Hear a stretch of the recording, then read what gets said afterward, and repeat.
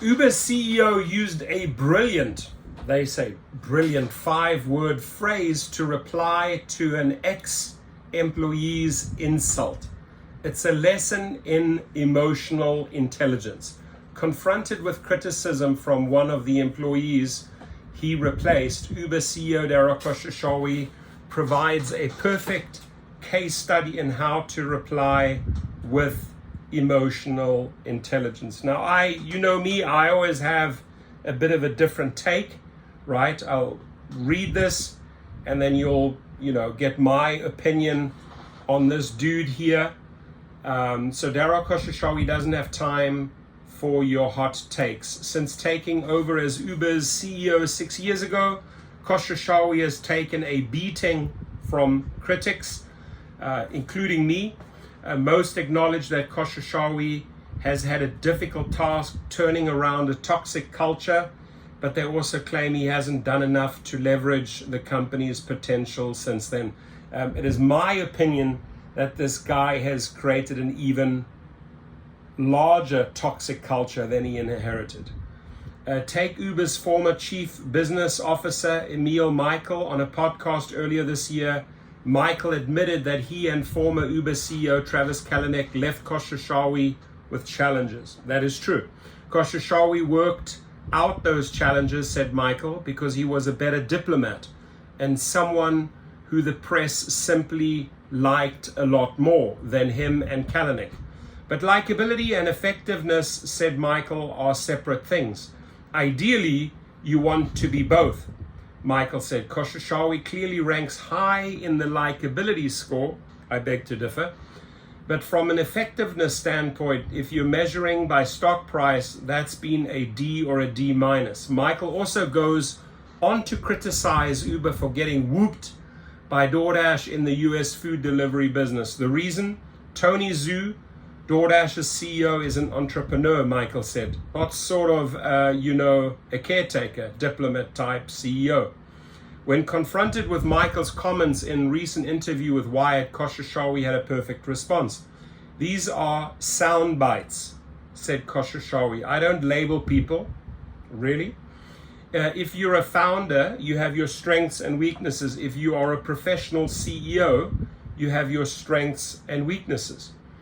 I have a lot of respect for Tony. I think we've got the best team in the business and a competitive advantage in scale and in our platform. So I will let the results speak, right? Khosrowshahi's reply is full of lessons in emotional intelligence, the ability to balance and manage emotions. But 5 words really stick out. I will let the results speak. So before I carry on, why don't we let the results speak, Dara Khosrowshahi? Yes, you are a numbers guy. Yes, you analyze data. Yes, you act on data. Yes, you make CEO decisions. But the results here, if you think that the results are rosy and speak for itself, right, I have news for you, right?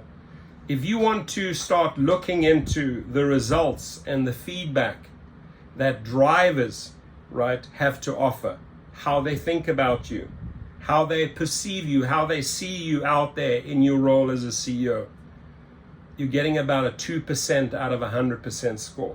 They hate the guy, right? He doesn't respect them. He doesn't listen to them. He doesn't communicate with them. He doesn't reach out to them.